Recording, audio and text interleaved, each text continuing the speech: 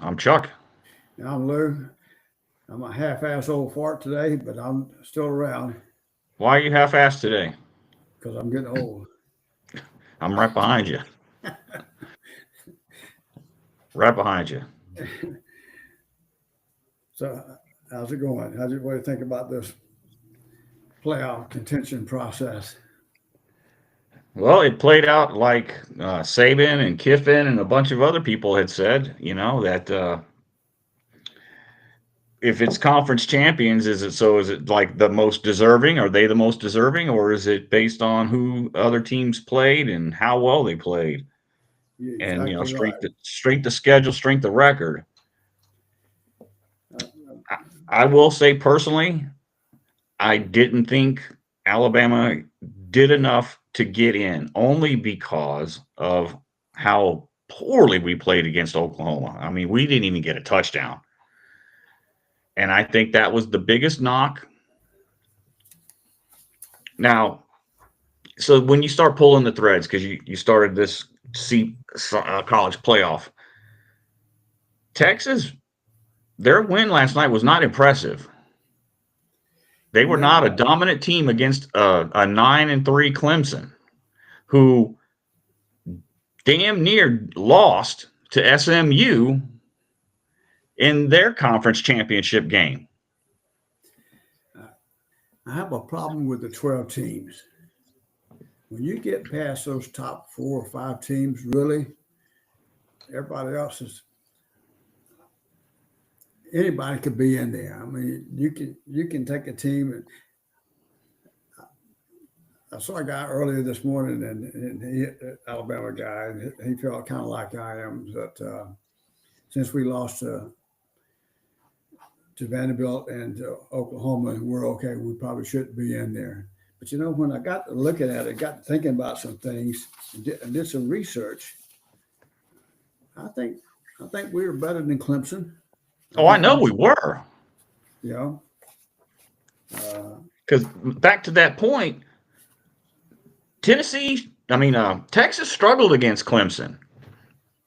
I mean, they did. It was not a dominant performance. It looked like it was, and then all of a sudden, Clemson had a bunch of explosive plays and got really close, and then Texas knuckled down and started playing good ball again, and then Clemson would come back. It wasn't as close as it wasn't as a big of a win for Texas as people think.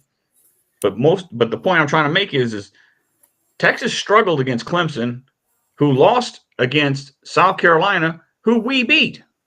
yeah. And Uh, we beat Georgia, who has beaten Texas twice. when you look at it, Oregon's rated number one, right? Then Georgia and stuff like that. Uh, when you look at their records and stuff like that, South Carolina was 14, Clemson 13. You know, we beat Georgia. Yep. We lost to Tennessee, and we did Close. beat. Yes, and we lost. We won South Carolina, which is number 14. Then you get down, we beat Missouri, which is 23. So out of the top 25 teams, we had what? 1, 2, 3 wins and 1 loss out of the top 25. The way Correct. they We played 4 top 25 teams, and nobody else played three. I don't think anybody played three. Oregon played 3 top teams. They played Ohio State, they won. Illinois, they won, and the Penn State, they won. Okay. Then you get down to Georgia. Georgia beat Clemson. They lost to us. They beat Texas twice. They beat Ole Miss. They beat Tennessee. Okay. Georgia is a tough team. Absolutely. Then you get down to Boise State. They lost to Oregon 37-34, and they beat UNLV 21-7, which was Who's ranked number, UNLV? they ranked number 20 at that particular time. Okay. Who is UNLV? Exactly. Then you get down to Arizona State, which I got to, since Jordan's going to be going to Arizona State to do it for a master's, I like Arizona, so I'll be rooting for them. But you They know what? beat, They had a really good program, and they had an excellent season. So I can't take nothing away from that team. they won number 16 Utah. They beat Kansas State, number 16, when they played them. They beat BYU, which was 14, and they beat Iowa State, which was 16. So they got 4 top 25 wins, okay, out of the season.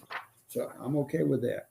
Texas, number 5, they beat Michigan, beat Oklahoma, lost to Georgia twice, and they beat A&M, okay? Then you get Penn State. They beat Illinois. They lost to Ohio State. Lost to And Oregon.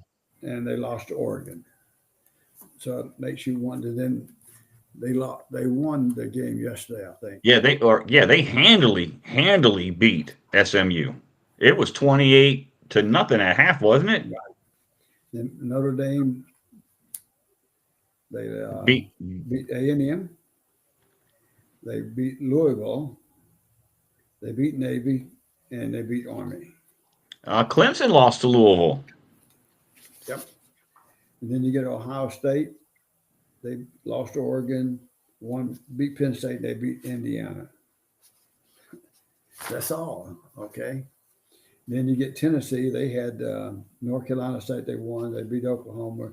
They lost. They beat us, and they lost to Georgia. Okay. So Indiana. They lost to Ohio State. That's the only team they played in the top 25 teams. And they lost 38-15 to Ohio State, even though they only lost 1 game, but they didn't play anybody. And they were number 10, right? And then SMU was ranked number 11.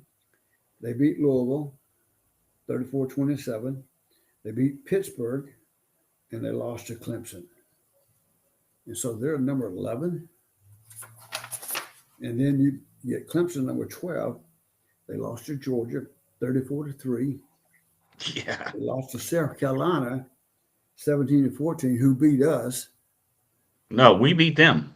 We beat them, I'm sorry. And then SMU, They lost to Louisville. they won 34-31 on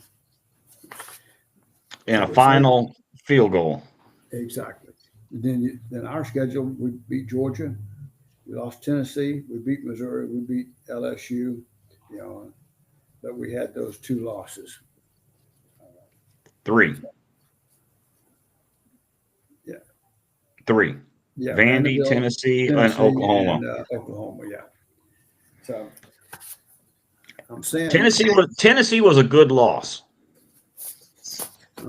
What I'm saying. I mean, if you're going to lose to a team, a team like Tennessee is a good loss. Losing to Oklahoma, who their win made them a 500 team, that's a bad loss. I think the committee, I don't know how they did it. It could be Alabama fatigue. Well, I'm not going to say anything one way or the other. I'm just saying the committee. I think they need to go back and relook at how we're going to do the playoff system, period. I think the bowl games are losing, and historically, that's what the season's been all about. When the football regular season's over, is the bowl games, playing at the bowl games and trying to get people, because then the players wanted to play in those particular bowls because they meant something. They did. Help them with their future, where they were going to get into NFL and had a chance to really show off one more time, that type of thing.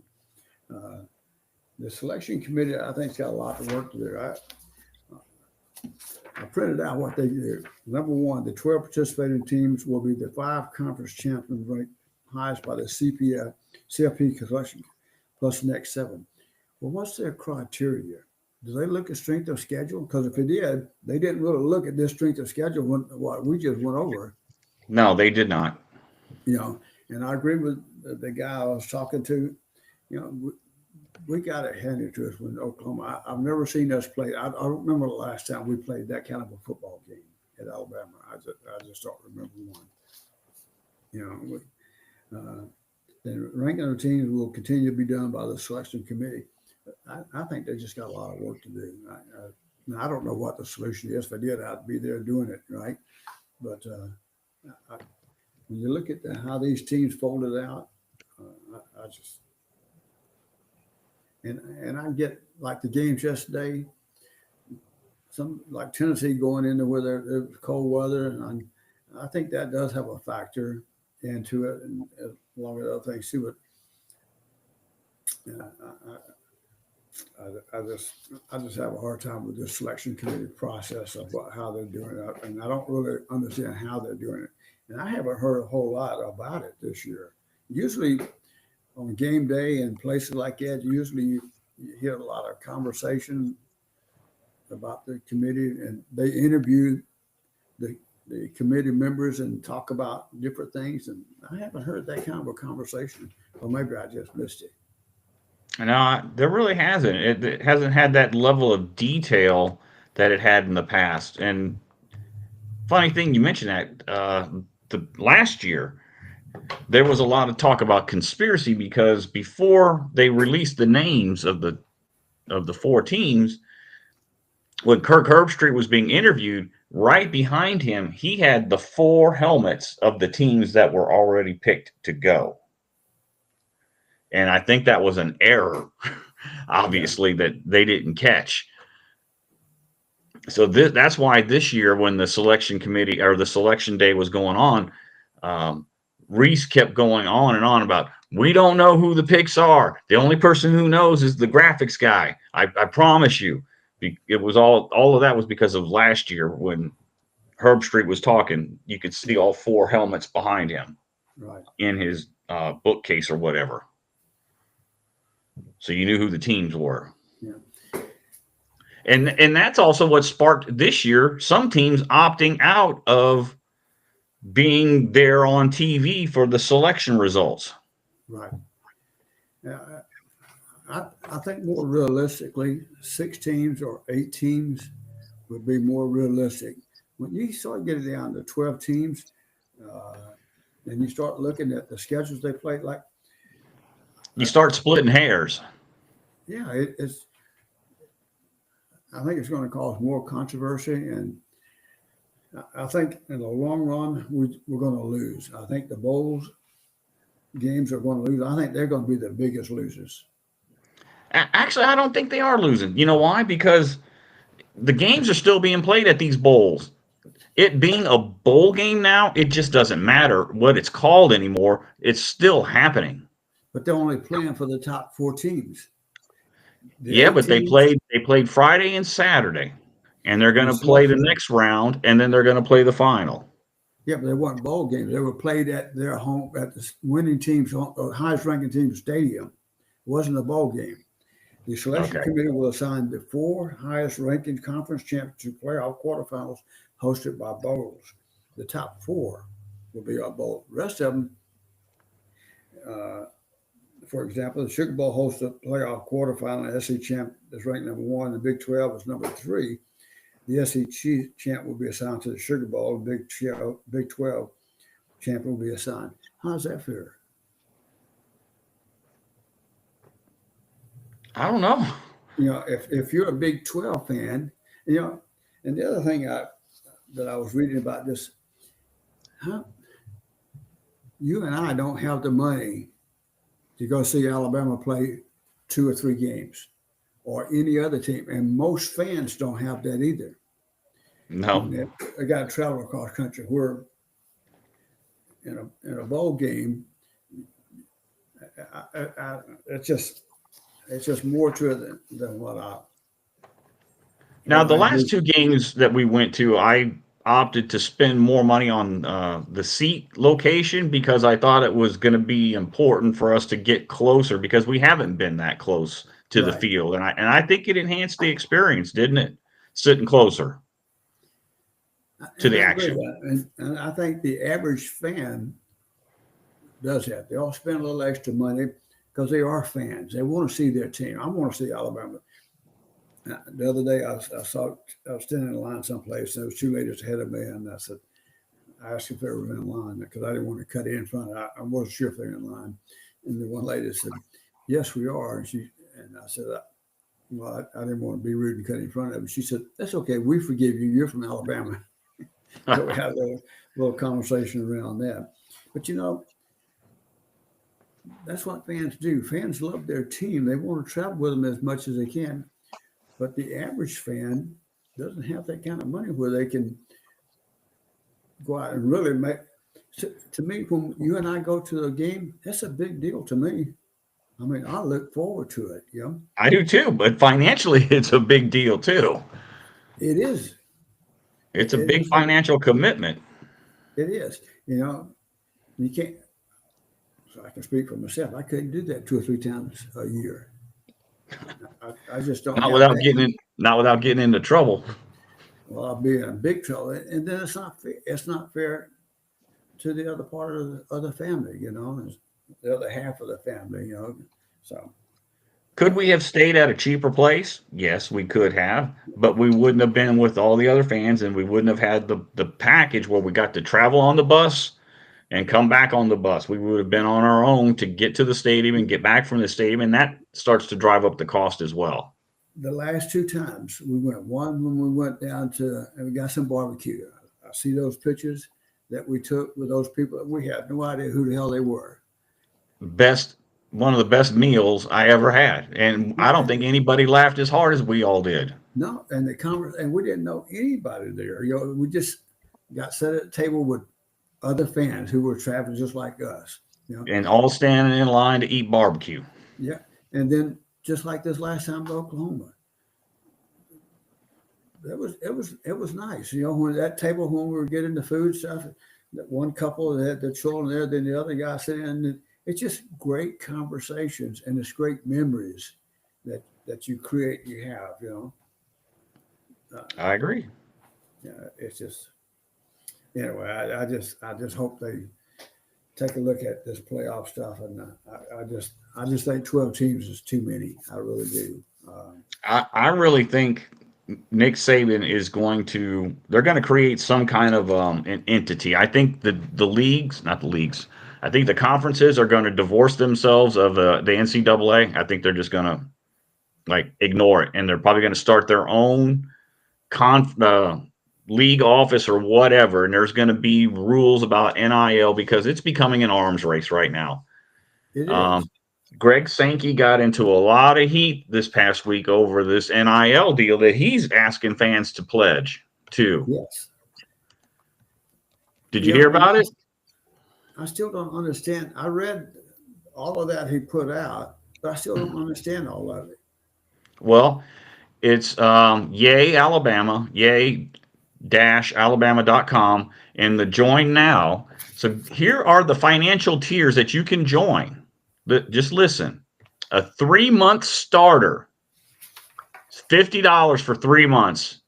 And then it renews at $54 every 3 months. And you know what you get?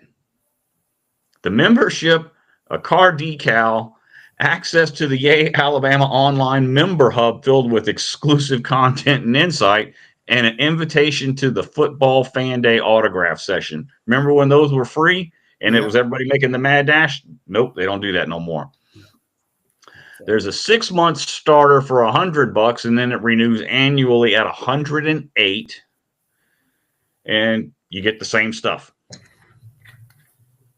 uh, it's it's it's like That business. that is expensive, isn't it? Yeah. It's all about business anymore. And that's all. So okay, so the starter is $18 a month.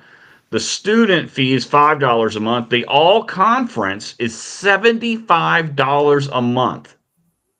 The all American tier is $150 a month, and then the Hall of Fame is $250 plus a month.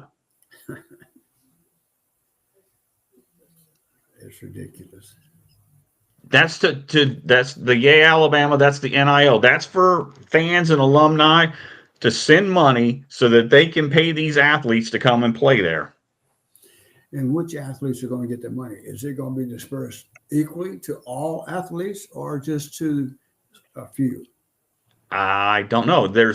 You can make a one-time contribution. There's a thing to, do you want to partner with a student athlete? So then you input your information in this Describe your opportunity, the athlete you wish to contact, your budget, what kind of activity do you want, and then add additional information. Now, how many people do you think know all of the students that participate in sports? Alabama has a hockey team. Do you know that? Yes, I did Do know you that. know, do you know how many any of the people on the hockey team? Do you know what kind of record they have? No, I because I don't don't either. follow hockey. I I don't mean, either. that's not quite a fair question.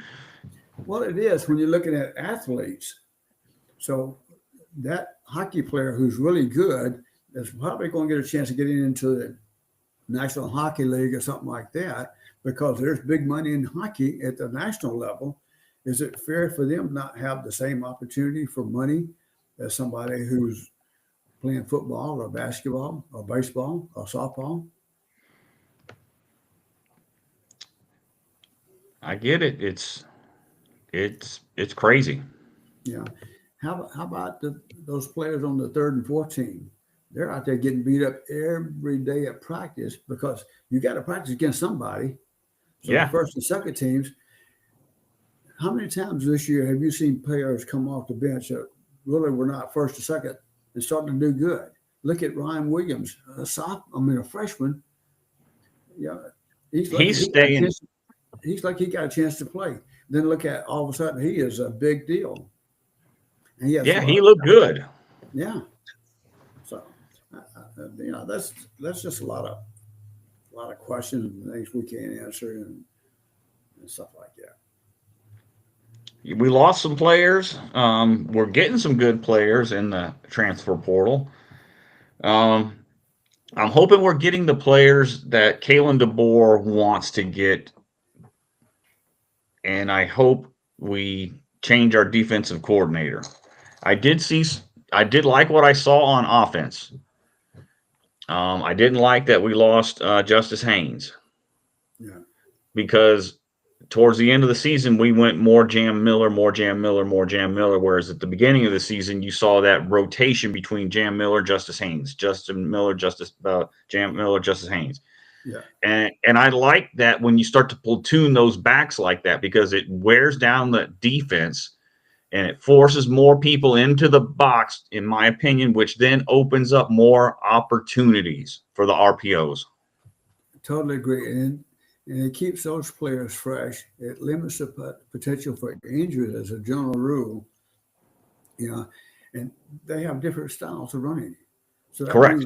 that means the defense got to sit down. All of a sudden, now I got a new player, and I got to adjust mentally a little bit. And sometimes that stuff happens so quickly you don't have time, and that's where the big plays kick in. And that's why I think we need to go back to 3 yards in a cloud of dust instead of always pass, pass, pass, pass, pass. Because all they have to do is just drop back into zone coverage and play. Yeah, and wait for you. Yeah, because they know you're coming. Yeah. So If we lined up with two running backs and a tight end every play, you don't know what's going to happen.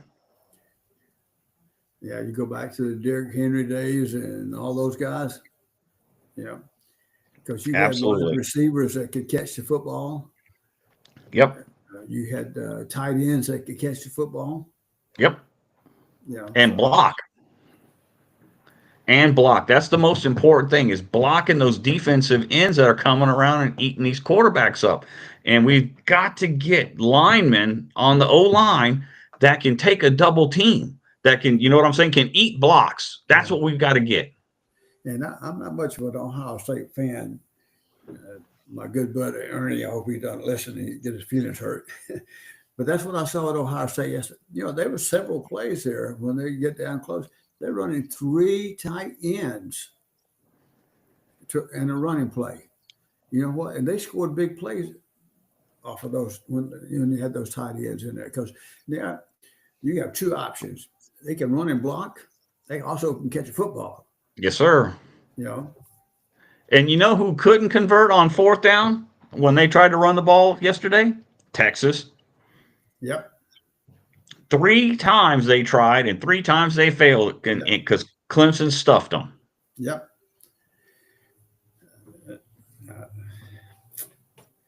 I don't know. It's just a lot. I love watching the game, and And that is what we've gotten away from at Alabama. We have Yeah. gone more and more towards the pass. And as we have gone down that road, you have seen Alabama's chances for championships slip year after year after year. Because if you don't have the right quarterback and the right receivers, as well as a good defensive secondary, you're just not going to win. Yeah. Well, how do you think DeBoer is going to handle that? You think he's going to change up just a little bit and get a little bit better of a mix on it, or? I don't know. I think next year will be the beginning of the telltale of what we're going to see in the Kalen DeBoer era as to what kind of offense and defense he wants and likes. Yeah. I agree with you. I think the transfer portal, what I'm seeing, we're getting some players in that will help us. You know, one thing that I do agree with Saban on, I think there should be a limit of how many years you can, or how many times you could transfer in a portal. I think so too. At one time, when it first started, you could transfer one time. That was it. And you had to sit out a whole year afterwards. Exactly. So I think there need to be just because I'm pretty good, somebody else thinks I'm not quite as good as this guy. I'm gonna take Ryan Williams. I like that kid. Suppose next year somebody transfers in that he thinks a little bit better than him. Guess where he's going to go? He's going to go to the portal because he's had such a good year this year. Exactly. Yeah. And now you've lost depth. Yeah. You look at Texas. We had one or two players that transferred from Alabama into Texas. Isaiah Bond and somebody else. And Caleb Williams, I think it was.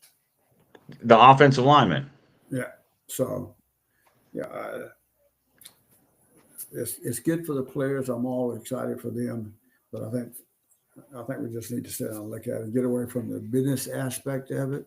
I think you should get a one-time transfer and then apply for a second transfer if your coach or your coordinator, that if you're an offensive player and your offensive coordinator leaves, or defensive player and your defensive, if they leave, you should be able to apply for a second to leave, because these are young men and they have usually an attachment, because those are the people that actually recruited them. Yeah, well, no, that going back to NIL, from what I was reading too, the NIL process is talking to these kids now. We can give you more here than they can give you there. We're talking about money wise and stuff like that. Well, you know what? Money talks and bullshit walks. So they're going to do what's best for them, and that's not always fair to the university and to the school alumni and to the fans. But it is what it is. Those fans pay a lot of money when they go to those ball games. They eat, they drink. The community makes money because they're staying overnight or a couple of days or whatever type thing. So it's going to be a lot to it. I'm going to give you a positive thing here. Okay. Most appearances in the college football playoff. Which team has the most? Alabama. With 8. Clemson is 7. Ohio State is 6. Georgia is 4. Oklahoma 4. Michigan 3. Notre Dame 3. Then it goes down to 2 and 1. Okay.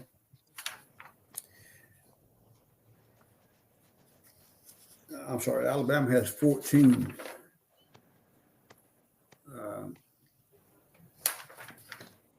In the college football playoff, and then in the winning, got my notes right here. And that's why I think everybody wanted Alabama out this year. Yeah, it's fatigue. Yep. So, hell, then we run the risk of losing that game.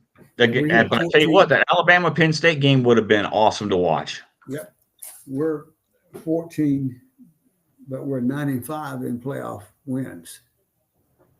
And the next team that gets next to that is Clemson at 6-4, Ohio State 3-4, then Georgia is 5-1, Michigan 2-2, and it goes like that. So I just think we got some more work to do on this process, how we want to make it work and keep the fans interested where they want to do it. You know, and it's just